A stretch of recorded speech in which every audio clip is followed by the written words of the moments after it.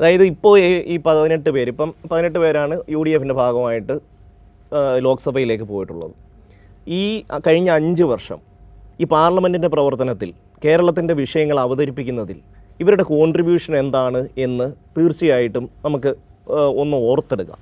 അതേസമയം തന്നെ നമ്മളിപ്പോൾ വെച്ചിട്ടുള്ള CPM ഇപ്പോൾ വെച്ചിട്ടുള്ള LDF ഇപ്പോൾ വെച്ചിട്ടുള്ള ഈ ഒരു ലിസ്റ്റ് ഇപ്പുറത്തും വെച്ച് നോക്കാം.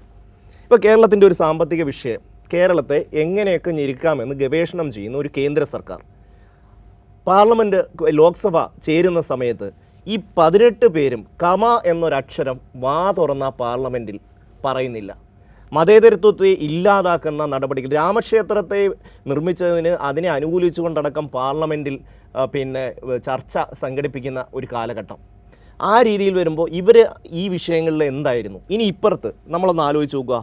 വിജയരാഘവൻ, അല്ലെങ്കിൽ തോമസ് ഐസക്ക്, KK ശൈലജ, എളമരം കരീം, ഇങ്ങനെ തുടങ്ങി ഈ നിൽക്കുന്ന MP ജയരാജൻ അടക്കമുള്ള ആൾക്കാർ ഇതുപോലെ ഒരു സന്ദർഭത്തിൽ എങ്ങനെ പ്രതികരിക്കും എന്ന് മാത്രം നമ്മളൊന്ന് ആലോചിച്ചാൽ മതി. സാമ്പത്തിക വിഷയങ്ങളായാലും മതേതരത്വത്തിൻ്റെ വിഷയങ്ങളായാലും ഈ ജനങ്ങളുടെ സാമാന്യ ജനത്തെ സംബന്ധിച്ച്, ന്യൂനപക്ഷങ്ങളുടെ വിഷയങ്ങളെ സംബന്ധിച്ച് ആ പാർലമെൻറ്റിനെ എത്ര ക്രിയാത്മകമായി ഉപയോഗിക്കുവാൻ കഴിവുള്ള ഒരു ടീമിനെയാണ് ഇടതുപക്ഷം മുന്നോട്ട് വച്ചിരിക്കുന്നത് ജനങ്ങൾക്ക് മുന്നിൽ.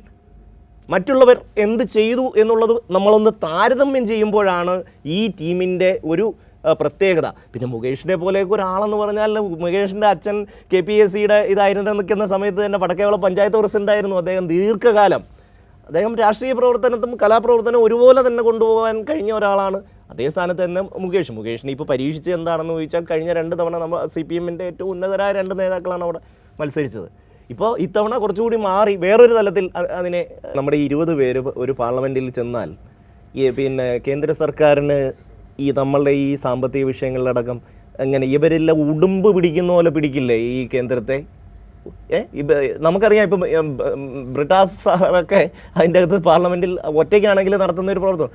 ഇവർ തോമസ് ഐസക് ആയാലും ഈ നിൽക്കുന്ന ടീമുകളെന്ന് പറഞ്ഞാൽ ആരും, അവർക്ക് കേരളത്തിന് കിട്ടേണ്ടത് കൃത്യമായി ചോദിച്ച് മേടിക്കാൻ കപ്പാസിറ്റി ഉള്ള ഈ ഒരു 20 പേരുടെ ലിസ്റ്റാണിപ്പോൾ നമ്മൾ വെച്ചിരിക്കുന്നത്. തീർച്ചയായിട്ടും കേരളത്തിൻ്റെ കാര്യത്തിന് അത് വലിയ ഗുണം ചെയ്യും എന്നുള്ള കാര്യത്തിൽ തർക്കമില്ല.